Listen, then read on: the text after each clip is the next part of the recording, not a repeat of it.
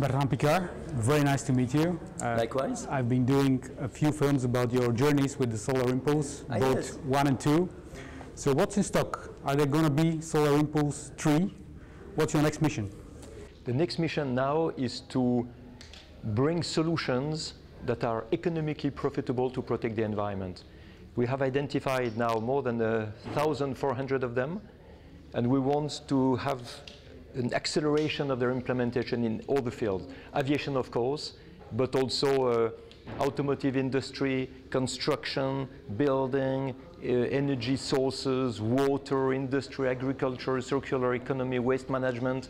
And it's absolutely unbelievable today to see how many of these solutions could be implemented to make the economy and the industry more profitable and to increase the purchase power of the people, because they would use less resources to have a better outcome. So it means basically to be efficient and to base the economy on the quality of the efficiency instead of the quantity of the consumption.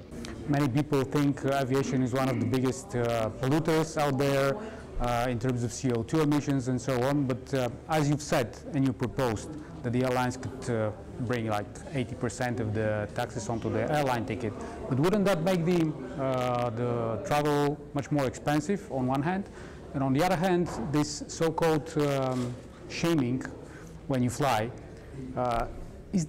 how can we change all of those wrong perceptions? It's true that for the people like us who don't have a passion for aviation, aviation is now a big polluter and a big problem, although it's less than 3% of the CO2 emissions. But in their mind, it's a lot. So there are very clear strategies now to adopt, I believe. The first thing is to use all the solutions that are profitable and that exist to reduce 20% of the CO2 emissions in terms of direct routes, constant descent approach, APU off, so feeding the airplane with electricity from the airport instead of having an APU running, to have electric tractors on the ground, to have these softwares that allow to manage the flight in a better way. For each flight, it's 5% of energy reduction. So there are a lot of things that we can do. Now, of course, we have to work on the technology for the future, but there is a gap between today and the future. And this gap has to be filled, I believe, by a complete offset of the CO2 on all the airline tickets. It's not a question of pleasing the green activists. For me, it's a question of saving the aeronautical industry and saving the airlines, because there is more and more attack against the airlines, and they have to show that they are really doing something.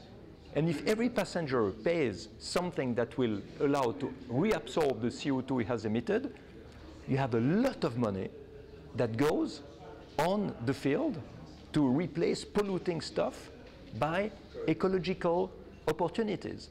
So it's a win-win-win. And it's not going to be so expensive.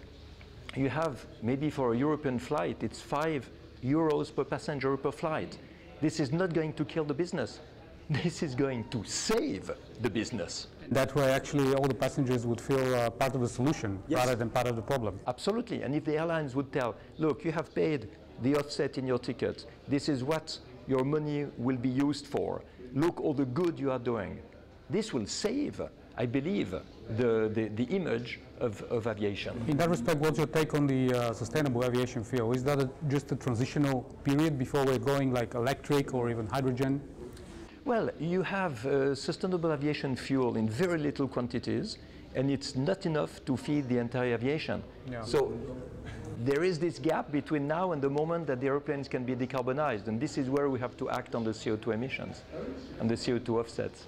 And as a psychologist as well, do you believe that the passengers and also the people in the industry would initially be afraid when they start to travel only by electricity or even some other ways of achieving flight, like hydrogen fuel or solar, as you did?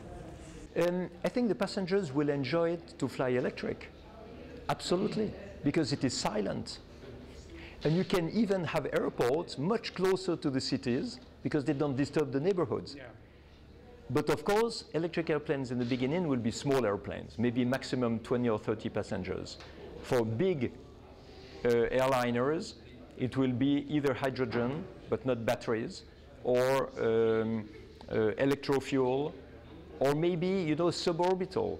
You take off like a rocket from Europe, you cut the engine after 10 minutes, and you are suborbital, zero gravity, and you land 2 hours later in Australia on the other side of the world. This is also a way to save a lot of energy. So we need to understand that aviation will change, and we have to be part of this change instead of being victims of this change. Do you think we're moving as fast as needed at the moment towards achieving that goal? Not at all. Not at all. Well, you have constructors like Airbus who are doing really well.